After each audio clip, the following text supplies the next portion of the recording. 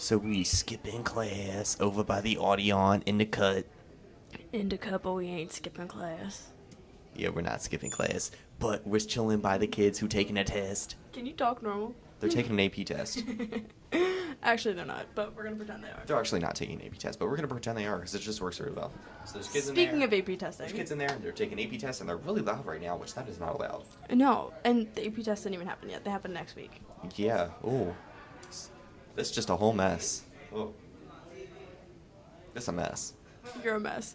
So we have an interview with Mr. Schmalbach about the AP testing. Yep, you're gonna find out who, what, when, where, why, sometimes how.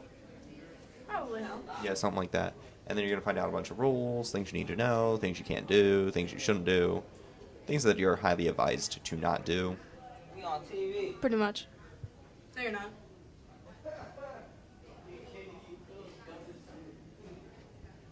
Kids thought they were on TV. They're not on TV. They're behind the TV.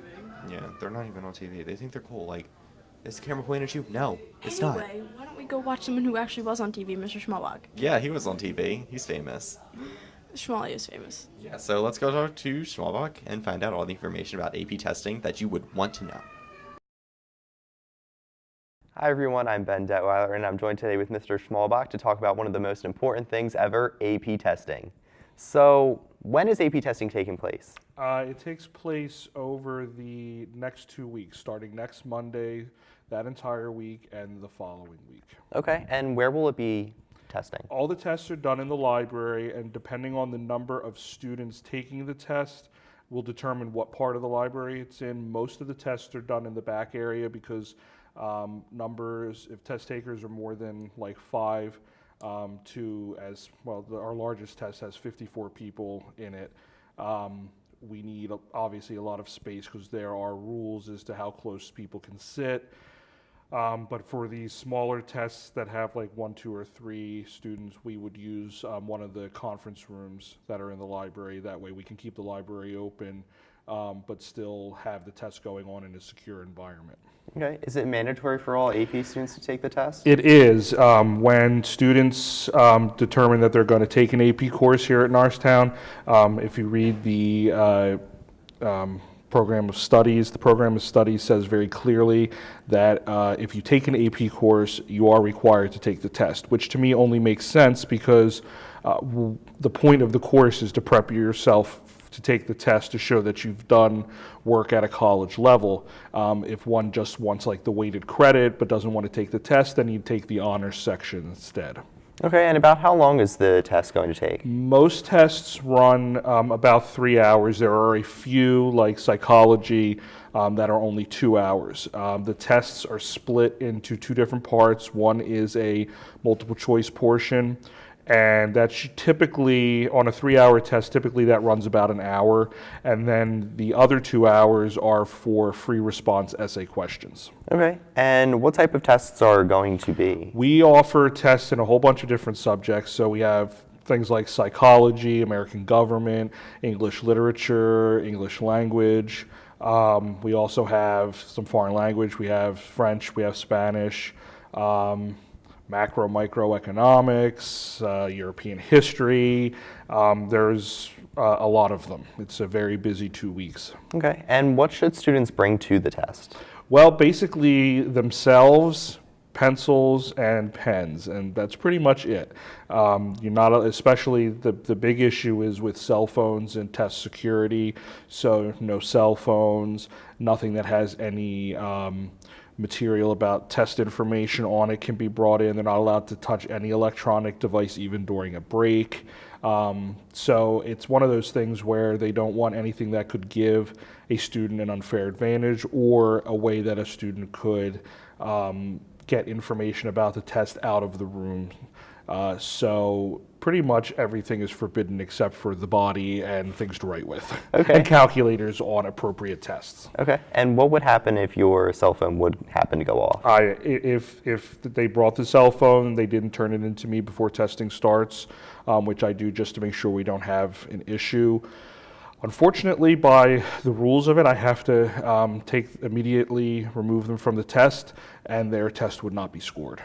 Do you happen to get your money back? No, Ooh. you do not. So I've done this for 11 years. I've never had to remove a student, and I don't expect that I will. But we have to put those rules out there so everyone knows what's expected. Definitely. So how will students find out when their tests are and when they should come to the library? On Tuesday of this week, we did what's referred to as a pre-exam administration session, which is a session where each testing student comes to the library and we fill out certain information on the test answer sheet that only gets done once each year, no matter how many tests a person happens to be taking. Stuff like address and like demographic information.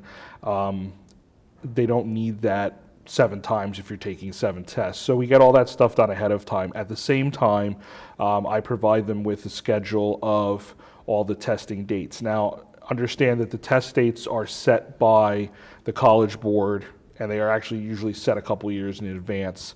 So we've known for several years what the dates are for this school year. And unlike, say a class test where if you're late or whatnot, I can just give it to you. If it was a morning test, I'll give it to you in the afternoon. Can't do that. It has to be administered at the time College Board says. That's done nationally that way. So they've been told when their various tests are, but also what occurs is I have a database, I generate passes that go out every morning, and lists of the students testing will be sent out via email to the faculty so they know who is to be testing on any given day. Okay. And what happens if you're late or happen to miss your test? Well, if you're late and the test is already started, I can't let you in. Once it's underway, can't do that.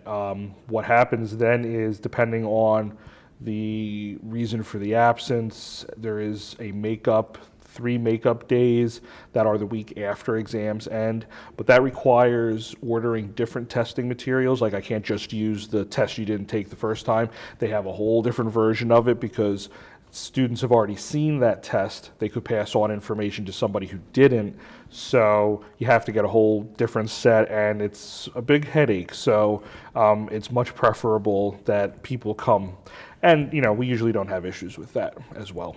Okay. And how can someone prepare for the test? Well, the best way to prepare is to have done everything in your AP class, because that's the whole point of it. The curriculum is structured in a way that you're doing materials that will help you be successful on that test. Listen to what the AP teacher says, because they've been trained specifically in AP instruction and know what's going to be on the test and what needs to be done to get the best score possible. There are plenty of review materials available by many different companies like Princeton Review or Kaplan or whatnot, that give you practice tests to take, give you strategies for test taking, what kind of things are going to be on the test. And these books exist for every subject that AP tests. So there's several different avenues. Part of it is, though, you really need to put the effort into it. When you think about 2 hours worth of time to write an essay, and it's like 2 hours to write 3 essay questions. If you're spending 45, 50 minutes on an essay, it's got to be more than just a paragraph. They give you a whole book full of space to write in. They pretty much expect you to be able to fill the whole thing. So being able to write, express yourself clearly on that level, that's what you need to practice to make sure you're successful on this test. Okay. And where and when could you find your scores?